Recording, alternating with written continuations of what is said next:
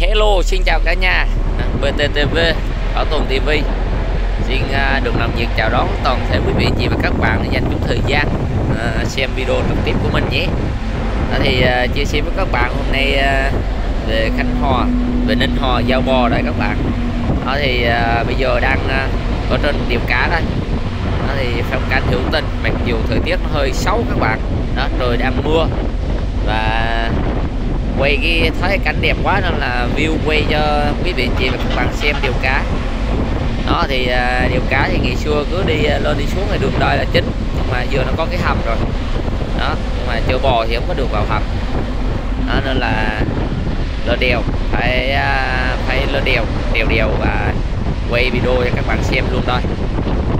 Thì một phía thì núi, một phía thì biển, nó nhìn trên đời xuống thấy đẹp lắm cả nhà. Nhưng mà trời nó hơi xấu nên là trời nó đang mưa, cho nên ví dụ như trời nắng ráo rồi ngon lành mình xuống đứng lại mình quay cả nhà xem. Thì điều cá là giáp ranh giới giữa Phú Yên và Khánh Hòa. Thì phía bên đây là Phú Yên, phía bên kia là Khánh Hòa. Biển này thì mình không biết biển của Phú Yên hay biển của Khánh Hòa, cái này mình chưa tìm hiểu. Mà bên thì núi rất là cao, bên nữa biển rất là sâu, mình đang ở giữa. Điều này thì chia sẻ với các bạn thì phong cảnh thì hữu tình cực kỳ luôn. Nhưng mà thời tiết quá xấu. Thì sáng hôm nay vào trong bạn giả đây giao 4 con ba bê. Trong đó có một con ba bê nhảy miền Pháp thì tất cả có lên kênh hay kênh YouTube của mình kia rồi, TtylN TV và BịO TtylN Vlog thì mình chia sẻ rất là nhiều về 4 con bê này. Giao bây giờ vào giao cho anh thì tiện đường đã quay video trên kênh này.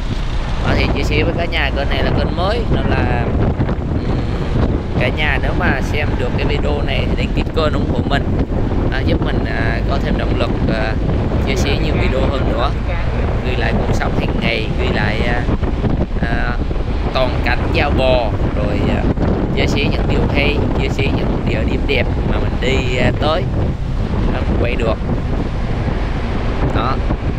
Thì quay ngang như thế này thì các bạn nhìn thấy ở trong màn thể quay trước đây cả nhà.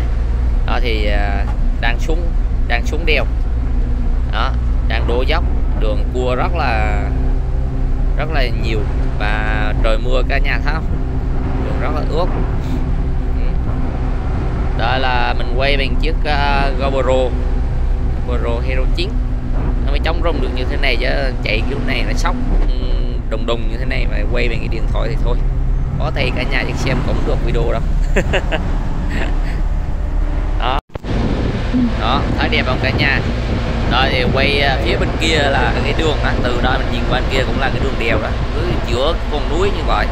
đi qua tới phía bên kia giáp với Khánh Hòa, một phía đúng một phía biển, ở giữa là một con đường mở được con đường hay vì là đá rất là nhiều đó, là biển nhìn sâu thêm còn nhìn ngược phía bên đó thì núi, mà núi thì không có cái gì để quay, thấy nó không đẹp.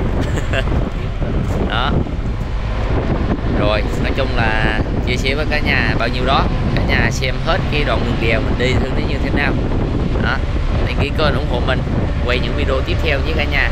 Rồi đường rồi.